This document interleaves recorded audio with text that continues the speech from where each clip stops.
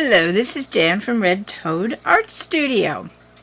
Today we are going to think about lines again. Our last video was about how to hold your pencil and make lines. Today we're going to look at actually what kind of lines can we make. You know, there's all different kinds of lines that you can use in your artwork, and there's no limit to how you can make your artwork look with experimenting with lines. So let's see how many we can think of. I'm going to give you some hints, and maybe you can think of a lot more. I bet you can. So let's see what we can do. Alrighty. Let's see. Lines.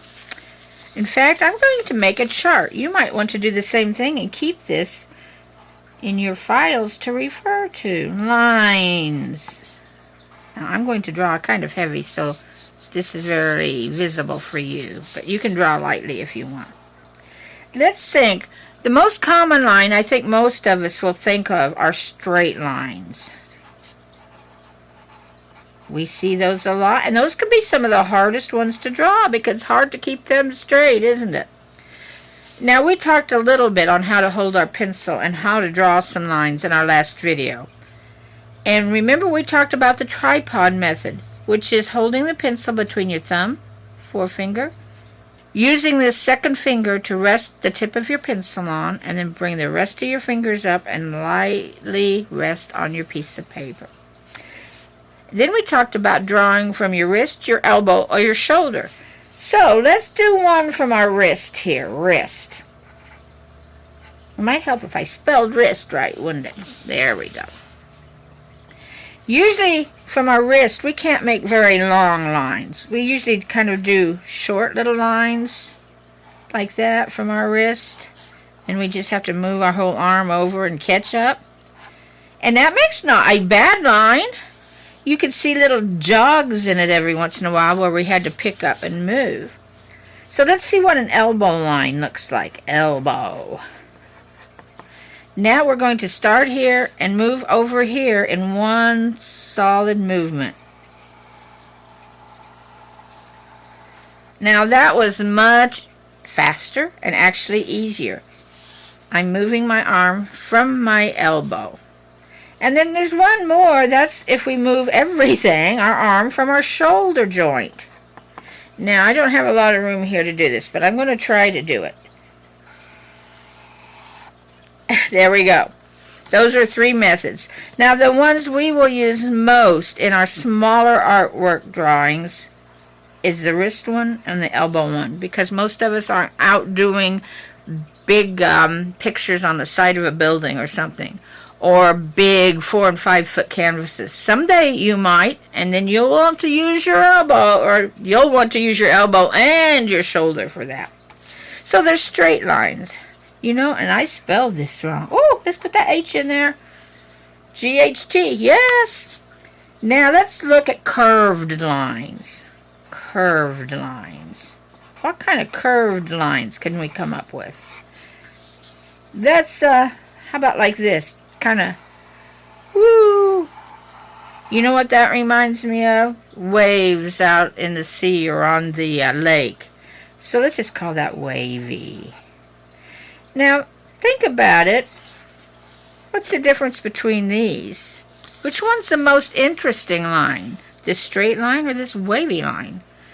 This is kind of static, right? It doesn't do anything. And we need a lot of straight lines in our art.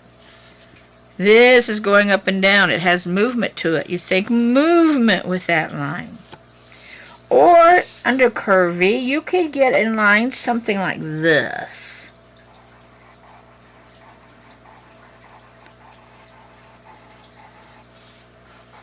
Look at those. We usually call these scallops. This is good to use like for fish scales or for decorations. Like sometimes houses use these on their shingles, shapes like this. So let's call this scallop. Scallop lines. Now, which is the most interesting line? This is very interesting, isn't it? And actually, if you were going to use this for a decoration, I can't resist this because this is a dot, not a line. But you could go put a little dot in the middle of one. You could do little circles in the middle of them.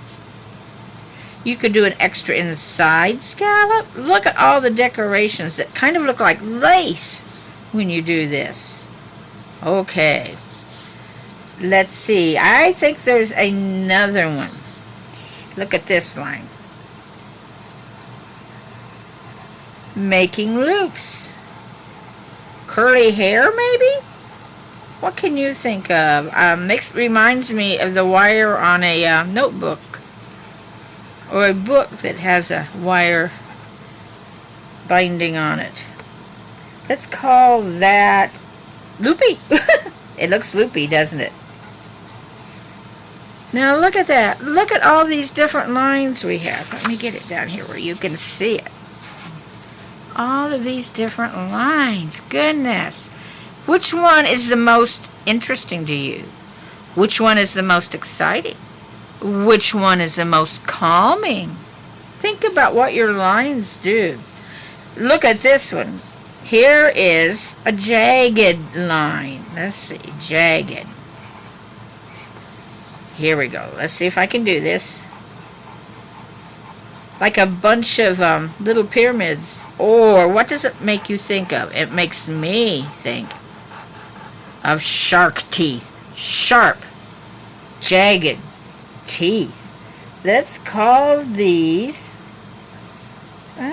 shark teeth. Let's call them teeth. Or teethy lines, huh? Shark teeth. So what does that make you think? It's something that might be very excited or might be painful if you land on it. It's definitely not static like a straight line. How does that make you feel? Because art will make you feel something. That's why we do art, I think, is to express an emotion. And our lines express these emotions. Let's see if we can think of any others. And I bet you can. Let's see. Can't write today. There we go. How about these lines? Now this is one I really like to use in my art. And I'm going to call that a dashed line. And how would we use that? Actually, I like to use this as something that looks like I've stitched it on. Let's say I was drawing a quilt piece and had a piece that looked like this. I might do little stitches on the inside and it looks like it has been sewn. Look at that. A dashed line. Let's see, how about a dotted line? How would you use a dotted line? I know we put dotted lines a lot of the time to write our name on, right? Sign on the dotted line. But I know there's other ways we could use that in our art. Well, can you think of any others? By combining lines, we can get lots of different effects. Like your curvy line might be like this, and then you do another curvy line on top of it. Looks like sound waves or something, doesn't it? Or your jagged lines, if they're different sizes. Let me get here where you can see it. Kind of looks like a heartbeat, right? There are endless lines. This is just a few lines to get you to think about lines. Let's see if we can adjust this so you can see all of them at once. Wow, we have a lot of lines there. All kinds. So I would suggest you get you a piece of paper, plain old piece of paper, plain old pencil, and see how many lines you can come up with. And then try some combinations of lines. Now don't worry about how good you do it, how bad you do it. You're just brainstorming lines that you can use in your future art. So I hope you have enjoyed this look at lines. And we will be back with you with another video very soon. So bye-bye for now.